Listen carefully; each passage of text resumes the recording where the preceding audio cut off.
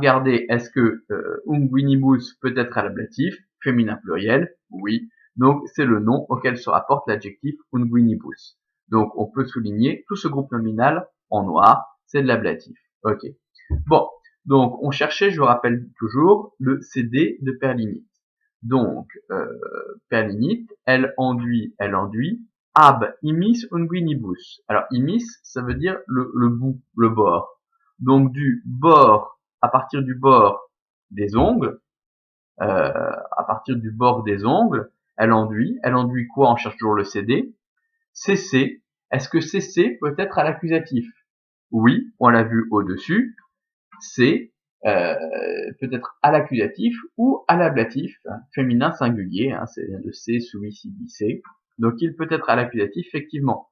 CC, c'est réfléchi, donc elle-même, c'est le pronom réfléchi, on insiste, c'est un peu redondant. Elle enduit elle-même, ça peut être à l'accusatif, et c'est confirmé que c'est à l'accusatif par l'adjectif qui est juste à côté, vous avez totam. Elle enduit elle-même tout entière, à l'accusatif féminin singulier. Donc elle enduit elle-même tout entière, du bout des ongles, adusque.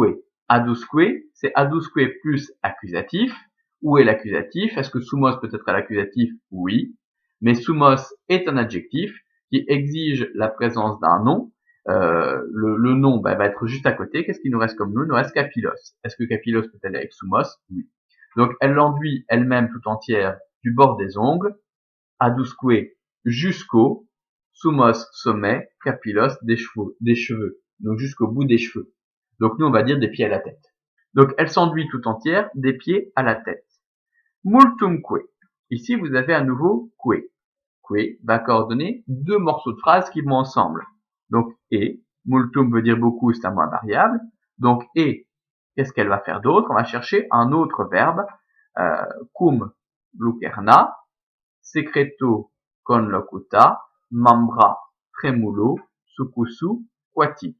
Bon, le verbe, c'est visiblement quatit, lui aussi au présent de narration. Et elle agite, multum, beaucoup.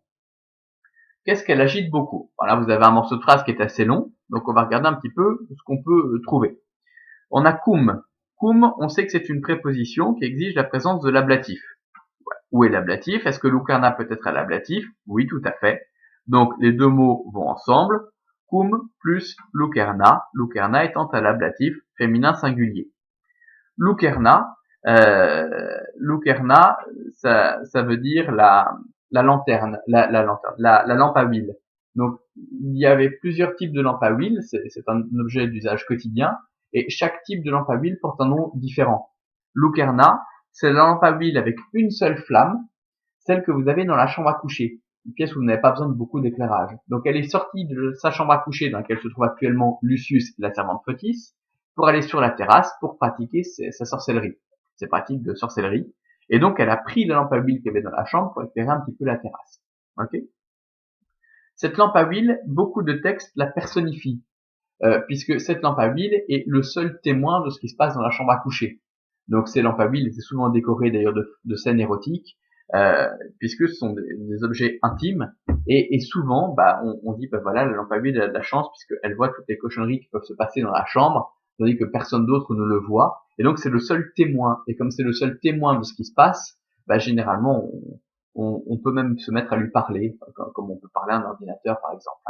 Voilà. Donc on lui parle, et donc elle va parler visiblement avec sa lampe à huile. Bon, on regarde un petit peu. On cherche toujours le CD. Secreto, secreto, c'est un nom avec une terminaison en o. À quel cas peut-il se trouver? Soit au datif, soit à l'ablatif.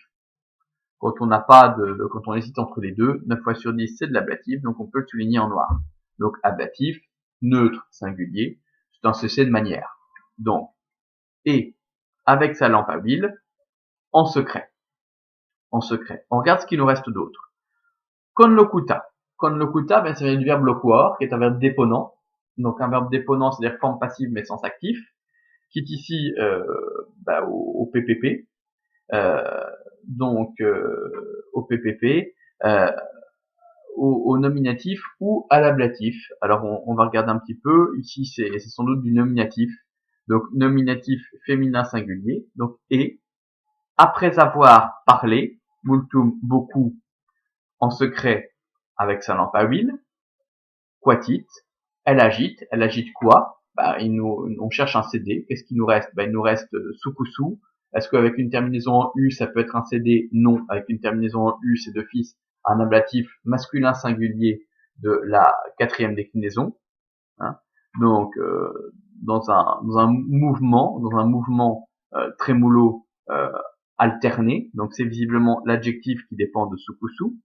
Donc, dans un mouvement alterné, elle agite quoi? Il nous reste un seul mot, même bras. Donc, à l'accusatif neutre pluriel. Elle agite les bras d'un mouvement alterné.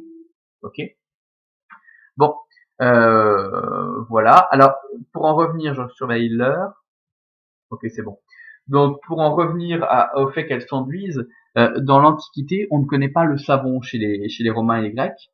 Donc, c'est-à-dire que c'est un système de bain à des températures différentes, et ensuite on s'enduit d'huile. Donc, les gens avaient une très belle peau, puisqu'ils s'enduisaient constamment le corps d'huile et de pommade, hein, un peu comme le font les Africains toujours à l'heure actuelle, hein, depuis la plus haute Antiquité jusqu'à l'heure actuelle. Les Africains ont le besoin de s'enduire la peau de pommade et de crème quotidiennement. Sinon leur peau sèche devient très sèche. Et c'est ce qui explique que les Africains aient une très belle peau bien lumineuse, et aussi qu'ils vieillissent beaucoup moins vite que les autres, puisque l'intégralité de leur corps est quotidiennement enduite de crème, ce qui veut dire que le corps est bien nourri. Donc ils vieillissent beaucoup moins que les autres. C'est pour ça qu'il est plus difficile de donner un âge à un Africain, à une personne qui est noire de peau, parce que justement, ils vieillissent moins vite. D'accord? Bien, voilà. En fait, on devrait le faire nous aussi, hein, mais on n'a pas l'habitude. Voilà. Donc, on sait que les Romains et les Grecs, bah, c'était pareil. En fait, ils vieillissaient beaucoup moins vite qu'à l'heure actuelle, et ils avaient une peau qui était lumineuse et bien entretenue, puisque tous les jours, ils s'enduisaient de pommade et d'huile. Hein. Bien. Voilà. Donc j'ai dit un petit peu tout ce que j'avais à dire là-dessus. Trémoulo sukusu, bien comme vous le montre l'image qui est en dessous du texte, la sorcière va se transformer en oiseau. Et donc c'est marrant parce que pour nous les oiseaux, quand on va vous demander d'imiter l'oiseau, vous allez battre des deux bras en même temps. Eh bien vous voyez que dans l'Antiquité, pas du tout. Tout cela est culturel et on pensait que les oiseaux battaient d'un bras puis de l'autre, donc que les deux ailes ne battaient pas en même temps. Vous voyez que c'est un peu curieux, mais que c'était l'une après l'autre.